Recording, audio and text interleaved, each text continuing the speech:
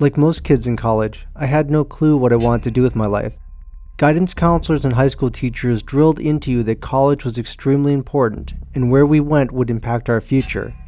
I always thought that it was unusual that they expected you to make huge life decisions so young in life. However, I knew I wanted to work in medicine, so while I was in school I studied to become an EMT. 4 months and $1,000 later, I finally had my license to practice. I sent application after application to as many companies, hospitals, and fire stations around my school as I could, and after many failures, I finally secured a job. It was at a company 15 miles from campus, but I didn't care. I just wanted to work. Being an EMT was pretty uneventful, to be honest. I go to school in western Massachusetts, so outside of campus, it's farmland and mountains for miles. I expected horrible accidents and disastrous medical traumas, and me being the strong medic saving the day. Instead, I mostly ended up with Grandma calling 911 about a soreness in her left foot or some drunk kid who sprained his ankle walking on ice. I wanted action, excitement, but I was essentially a glorified taxi service. Everything changed one night when my partner Kevin and I got a call late into our 16-hour shift.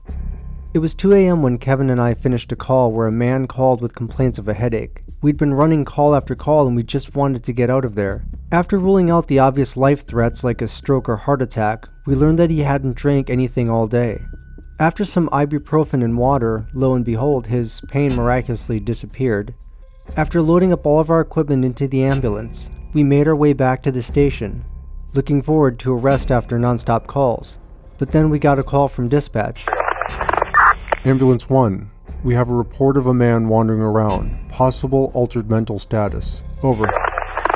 Just when I thought we could get a break for once. Copy that, dispatch. We're en route now. ETA 10 minutes. Over.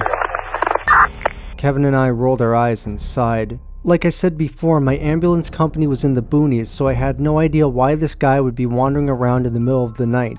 Probably just a drunk guy with a broken down car. When we got to the scene, we did a quick scan and didn't see anything. The anonymous caller had reported a ragged-looking man stumbling around an intersection.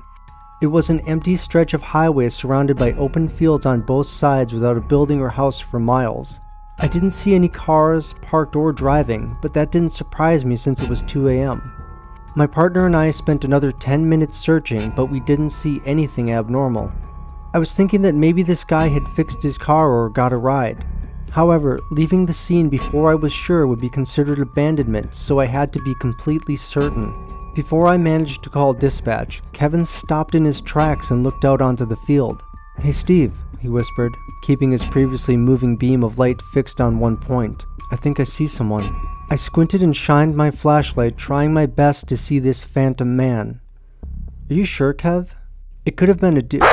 My flashlight landed on something about 200 yards away. What I saw really confused me. It looked like a man, but he was just standing in the middle of the field. His back was turned to us and he wasn't moving, just standing. There was absolutely nothing around him.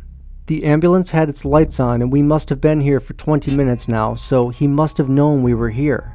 "Hey buddy, you okay?" I shouted, waving my arm. He didn't move. Something didn't seem right. We must have had our lights on him for a few minutes, and in that time he hadn't moved at all. I got this horrible sinking feeling in my stomach and I turned to Kevin. "Kev, let's go check it out. He could be hurt." I turned around and noticed that Kevin had become extremely pale. He was clutching his flashlight and his eyes were fixed on the man. We've been partners since I started a few months ago and I've never seen him like this. Even at gruesome car accidents, he would act cool and collected and would even crack a few jokes afterwards. Now though, he looked as if he'd seen a ghost. "I'm going to call dispatch.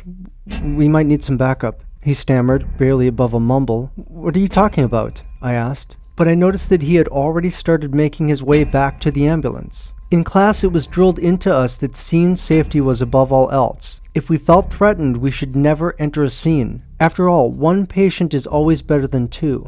From what I could tell, it just looked like a man was standing in an open field, in the middle of the night, by himself.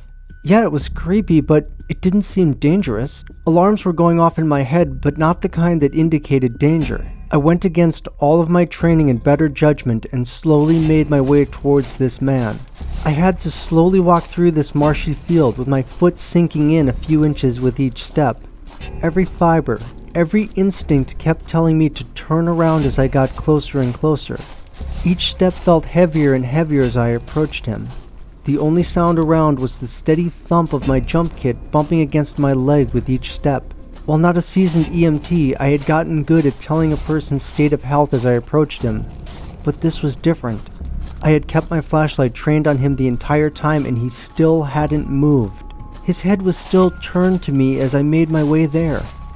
Immediately, a rotten stench filled my nostrils and I nearly gagged. I've been around dead bodies, but none had smelled this foul.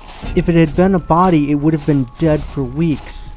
I trudged on and called out to him through my gags. "Sir, are you okay?" Still nothing.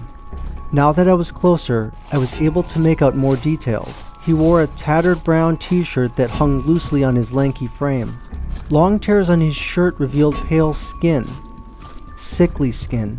His legs were covered by an old pair of blue jeans that had dark brown stains up and down each leg.